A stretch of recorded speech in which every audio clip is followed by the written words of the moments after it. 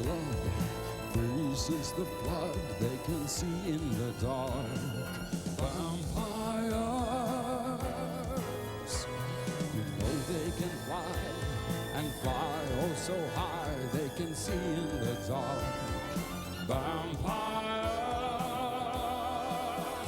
if you see one tonight, don't put off a fight. Make a friend if you can, a friend who can fly oh so high.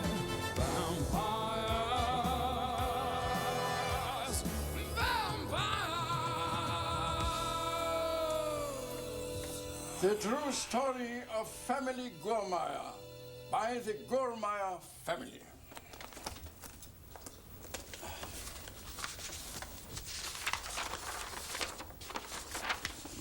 It is time, dear departed ancestors of mine, that I recall the beginning of another mission, particularly one such as this. When our enemies have fled to a remote corner of the world, where they believe their presence, being unknown, will remain forever undetected. Precisely.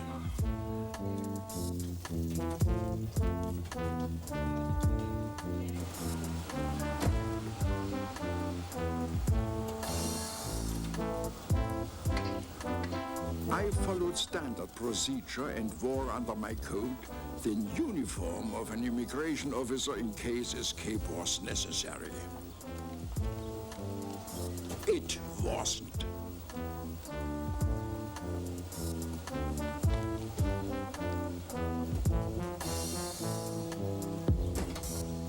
My next step was to purchase a house directly across from the cemetery, which I took pains to protect with garlic.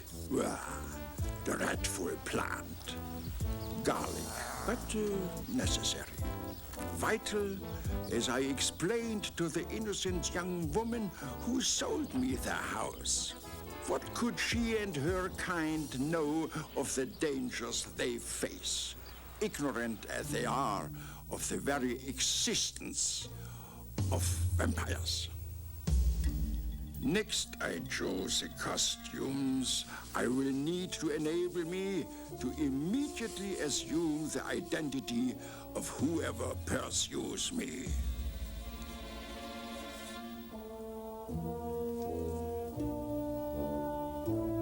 I gave serious thought to joining the police force, but instead I took a job as a caretaker of the cemetery. Already, I have learned a lot. I have found a young boy who seems to have had contact with them.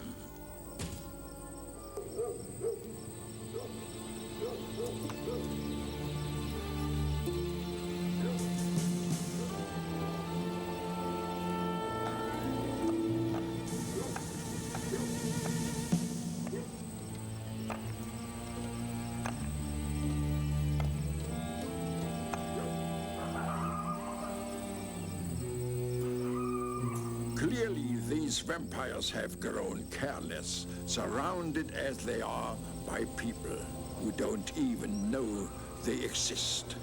Imagine their reaction when they look again into the face of a Gormire.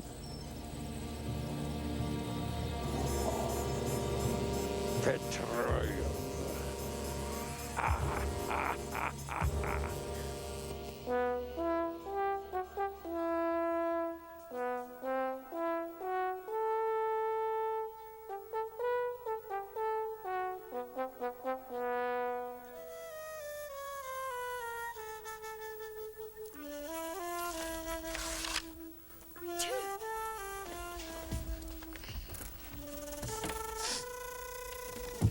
I have a cold.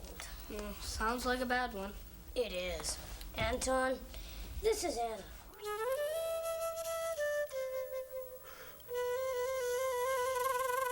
Hello.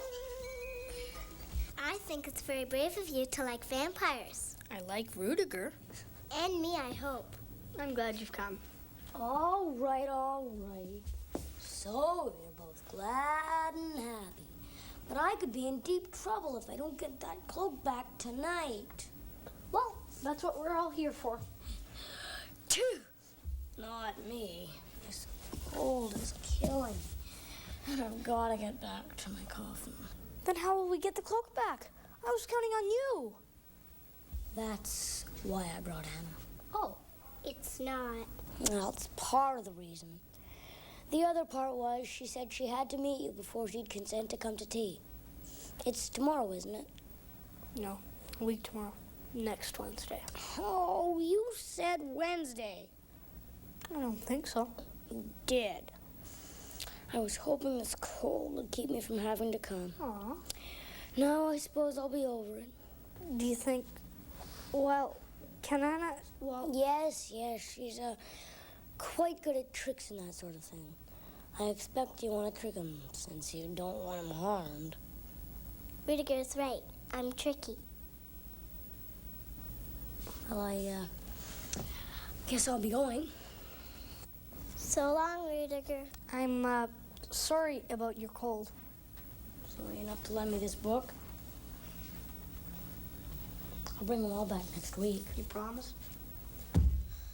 I know, Rudiger. Vampires never promise. No, keep your book.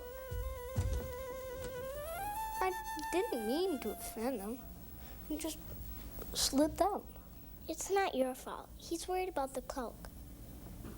And the new caretaker, Germark, turning up here. We're all worried about that. And then he's always cranky when he's sick. We'll need this. What the heck's that? Ramps. We'll need it if you're going to do any flying. Rudiger told me your mother had washed your cloak.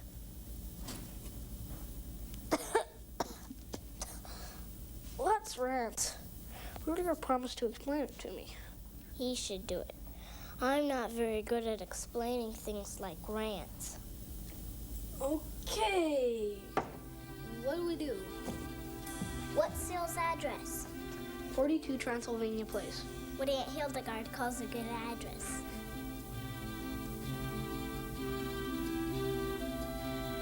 I'll meet you there. If I'm not there when you arrive, just wait outside. I'll get there as quick as I can.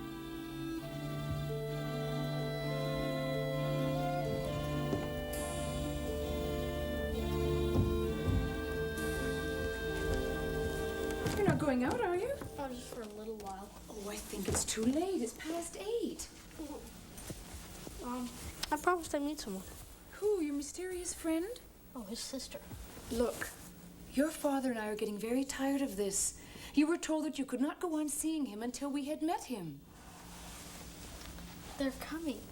Well, I don't think you should go out. It's past 8, Anton. I promised, Mom. I promised I'd meet her. And she's only little. Where? Where did you promise? At school? They don't go to school. They don't go to school? They're taught privately. Are they very rich? I don't know. They must be. All right. Well, you can go if you promise me that you'll be back in half an hour. Can you manage that? More or less. No more or less, a half an hour. Is Anton causing trouble again? Oh, well, you know how children are.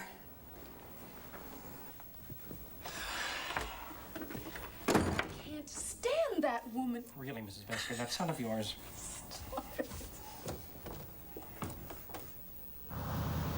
8:15 p.m. Anna and I arrive at Cyril's apartment. That's the plan, Dan. I'll go up on the roof.